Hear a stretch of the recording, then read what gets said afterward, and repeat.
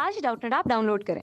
Doubtnut पर अपने सभी गणित, रसायन विज्ञान, भौतिक विज्ञान और जीव विज्ञान के डाउट्स का करो सफाया। बस प्रश्न की फोटो खींचो, एक ही प्रश्न को क्रॉप करो और तुरंत वीडियो सोल्यूशन पाओ। अभी डाउनलोड करें। इस क्वेश्चन में गिवन है एक लंबे क्षैतिज तार जकड़े तार में 100 एम्पीयर धारा बह रही है। इसके ठीक ऊपर एक समांतर एक महीन तार है जिसमें 200 एम्पीयर धारा बह रही है तथा जिसका एकांक लंबाई का भार 0.05 न्यूटन पर मीटर है। महीन तार को निचले तार से कितना ऊपर रखना चाहिए ताकि यह चुंबकीय प्रतिकर्षण के कारण ही टिका रहे। इस क्वेश्चन में हमें दिया है कि हमारे पास दो तार हैं जिनमें एक तार में 100 एम्पीयर की धारा बह रही है और एक दूसरा तार है जो 200 एम्पीयर की धारा जिसमें बह रही है। दोनों एक दूसरे के समांतर क्षैतिज तल में रखे हैं। अब जो दूसरा तार है उसको हमें क्वेश्चन में पूछ रहा है कि पहले तार से कितनी दूरी पे रखा जाए कि उसका जो भार होगा वो प्रतिकर्षण बल के कारण दोनों बराबर रहे या फिर चुंबकीय प्रतिकर्षण के कारण ही वह जो दूसरा तार है वो टिका रहे। तो इस क्वेश्चन का अगर हम डायग्राम मत देखें तो कुछ इस तरह से बनेगा।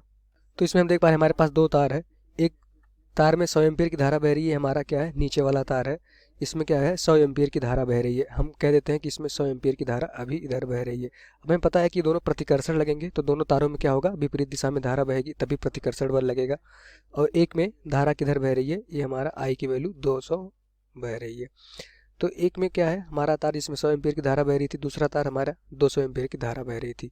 पहले तार से जिसमें 100 एम्पीयर की धारा बह रही थी दूसरा तार उससे ठीक ऊपर है, क्वेश्चन में दिया जिसमें 200 एम्पीयर की धारा बह रही है तथा जिसका एकांक लंबाई का भार, और जो इस तार का भार है एकांक लंबाई का, अभी इसका जो तार का लंबाई है उसको हमने क्या किया एकांक कर दिया, और इसका जो भार है वो भी इस तार का जो भी भार होगा वो नीचे की तरफ लग रहा होगा और उसकी वैल्यू हमें क्वेश्चन में गिवन है 0.05 न्यूटन पर मीटर स्क्वायर पर मीटर। ये हमारा इस तार का भार होगा। इस तार का भार जो होगा वो भी नीचे लगेगा ग्रेविटी की वजह से।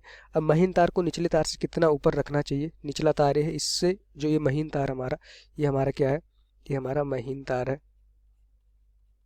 अब कह रहा है कि निचले तार से इस तार को कितना ऊपर रखना चाहिए कि ताकि इस पे जो भी चुंबकीय बल आएगा इस तार के कारण से जो भी एक प्रतिकर्षण बल आएगा वो बल ऊपर की तरफ आएगा। ये दोनों तार क्या रहे हैं, ये बल और ये भार दोनों क्या होगा, ये चुंबकीय बल होगा। इस तार की वजह से प्रतिकर्षण बल इस पर लगेगा महीन तार पे ऊपर की तरफ, तो ये दोनों आपस में क्या करें बराबर हो जाए। तो हमें ये डिस्टेंस निकालनी है, ये दूरी हमें डी की वैल्यू निकालनी है। हमें पता है जब दो तार आपस में पैरेलल रखे हो या समांतर रखे हो तो उन तारों पे जो बल लगता है उसका जो फार्मूला होता है उसकी वैल्यू क्या होती है, μ0/4π2I1 पहले तार में धारा, जिस तार में हमें बल निकालना है I2 जिसके कारण बल निकालना है, और उनके बीच की डिस्टेंस इनटू लेंथ। तो इस क्वेश्चन में हम इस तार पे बल निकाल रहे हैं महीन तार पे, तो उस पे एकांक लेंथ की बात की, एकांक लंबाई की बात की जा रही है, तो एल की वैल्यू क्या हो जाएगी 1 हो जाएगी। अभी हम क्या कर रहे हैं, इस तार पे महीन तार पे हम क्या कर रहे हैं बल निकाल रहे हैं। वो बल किसके कारण आएगा, इस तार की वजह से आएगा। मान लेते हैं तार 1 है, ये हमारा तार 2 है। तार 2 के कारण जो तार 1 पे बल आएगा उसकी वैल्यू इतनी हो जाएगी। हम तार 1 F1 की वैल्यू निकाल रहे हैं अभी। तो F1 में क्वेश्चन में दिया है कि उसकी एकांक लंबाई पे, तो एल की वैल्यू क्या हो जाएगी 1 हो जाएगी। या फिर इसको हम ऐसे भी लिख सकते हैं, अगर एल की वैल्यू को 1 कर देंगे तो यहाँ से एफ की वैल्यू जो आ जाएगी μ0/4π2I1I2/d। ठीक, ये हमारा एफ की वैल्यू आ गई। यहाँ से हमें क्या निकालना है, डी की वैल्यू। हमें ये जो डी है ये डी की वैल्यू निकालना है। अब हमें क्वेश्चन में क्या कहा जा रहा है, एफ की वैल्यू तो हमने निकाल ली। अब जो भी इस क्वेश्चन में दिया जा रहा है कि महीन तार को निचले तार से कितना ऊपर रखना चाहिए, डी की वैल्यू निकालना, ताकि यह चुंबकीय प्रतिकर्षण के कारण ही टिका रहे, ताकि जो ये हमारा तार है ये जो बल लग रहा है इसका जो वेट है या भार है, भार के बराबर बल हो जाए, तभी ये क्या कहेगा टिका रहेगा चुंबकीय प्रतिकर्षण के कारण।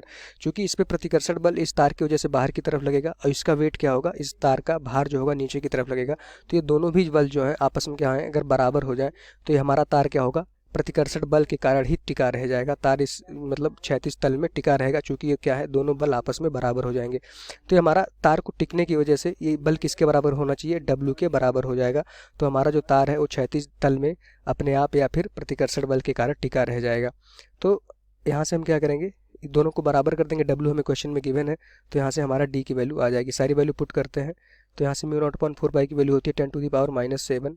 2I1 की वैल्यू क्वेश्चन में हमें गिवन है 100, I2 की वैल्यू हमें गिवन है 200, डिस्टेंस D हमें निकालना है, और ये W की वैल्यू क्वेश्चन में गिवन है 0.05 न्यूटन मीटर।